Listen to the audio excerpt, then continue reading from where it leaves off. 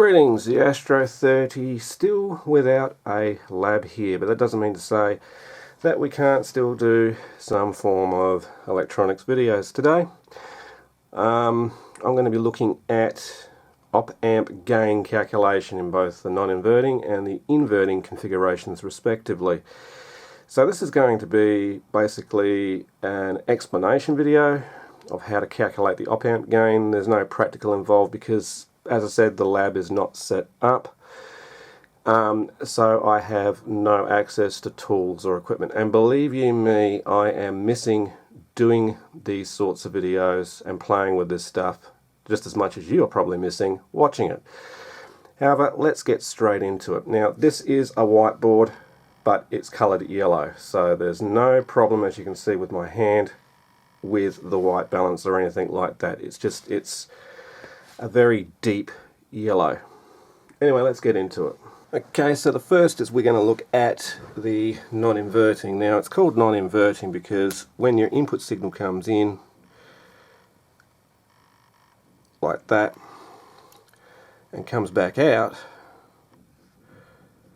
the signal should be within the same phase, albeit larger, depending on the setup of these resistors here. Now, the gain formula is, for a non-inverting op-amp, gain equals resistive feedback, which is this resistor going from the output back to the negative terminal input of the op-amp, divided by resistive gain, which is this resistor here going as a ground reference resistor to the negative input terminal.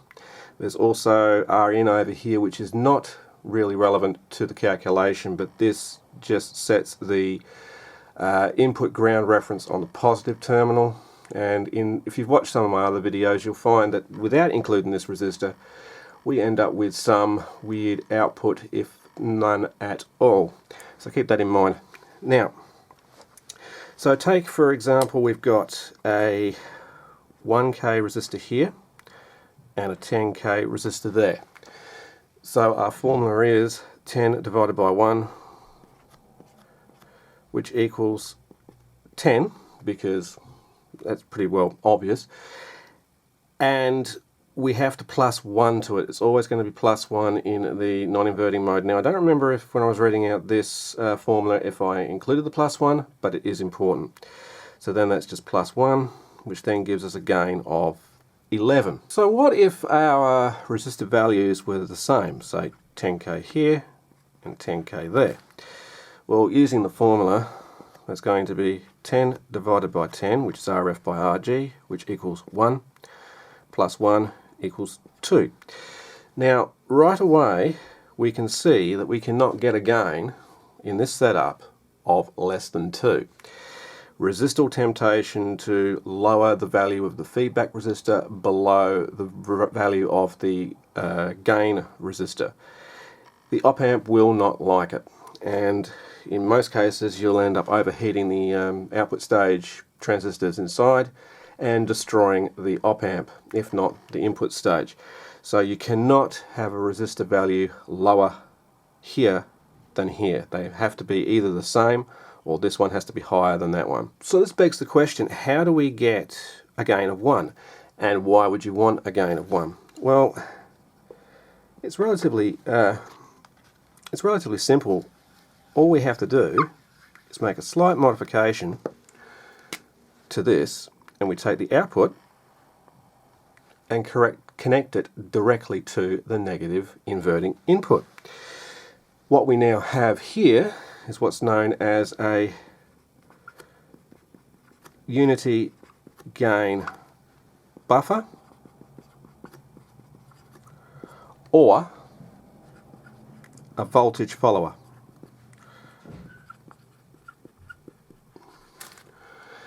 Now, albeit that's out of frame, so adjust that there. And so now we have a gain of 1.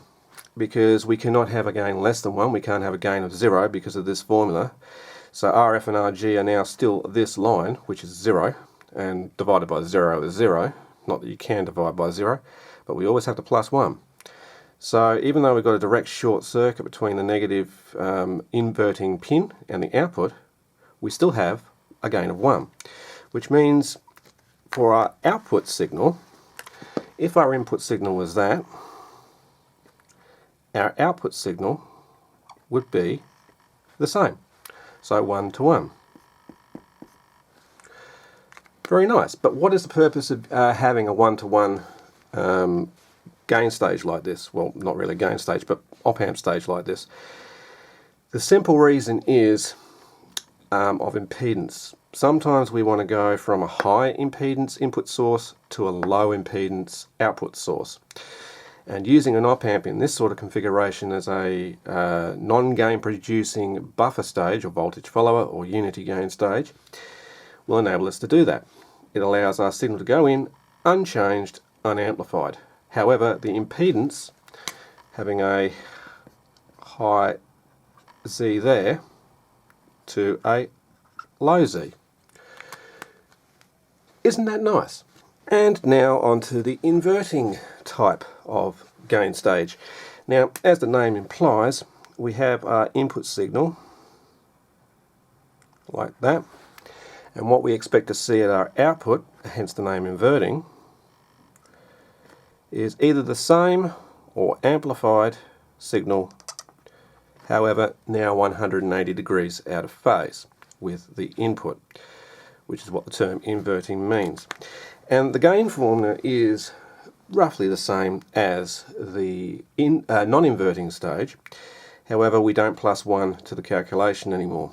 And this stage, in this configuration, you can actually have unity gain or a gain of 1 without having to short the output. Also, notice the positive non-inverting pin is connected to ground. This is now our ground reference or virtual ground to the op-amp. Don't connect this pin to ground and it doesn't work. Anyhow, say our input resistor was 1K, okay, and our feedback resistor was 10K.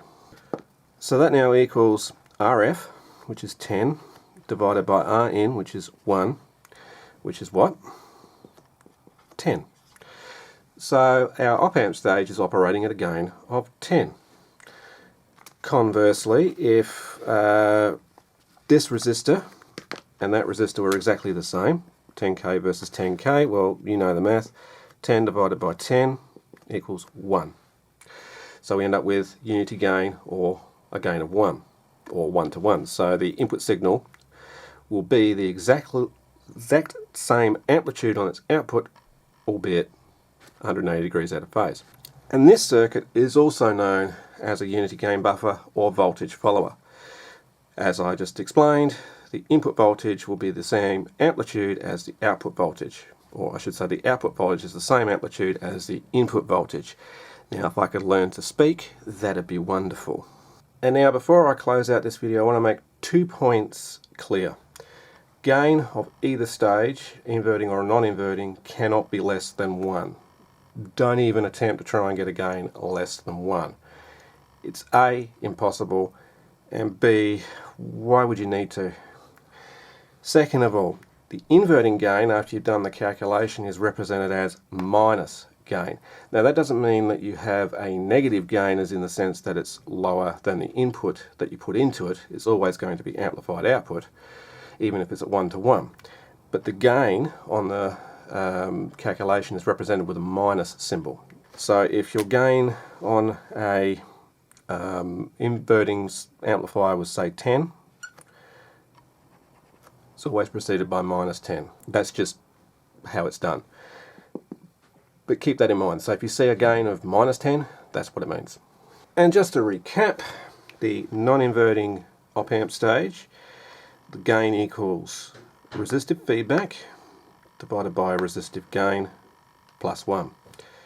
Non-inverting because the input signal is in the same phase as the output signal. Inverting, gain equals resistive feedback divided by resistive in. And it's inverting because the output signal is going to be 180 degrees out of phase with the input. Now I hope this helped out somebody. As I say, it's only a basic short video here just to explain the calculation of the op-amp stages without getting too involved into the fundamentals of why the thing works as it does, or how the thing works as it does. Just knowing that that's how you calculate the gain for each type of op-amp stage. How is this information useful? Well, it can be very handy, especially when trying to troubleshoot a circuit, what your output signal you're going to expect to see on an oscilloscope. If you can calculate ahead of time what the gain is supposed to be at the stage, well, you can expect that when you put a oscilloscope probe here with a signal source and a probe here, that you would get what the math says you get as an output, as in amplitude. So anyway, I hope someone found this useful. As always, please remember to comment, rate and subscribe below, and you can always follow me on Facebook and Twitter. The links are in the description as usual. Anyway, this is the Astro 30 saying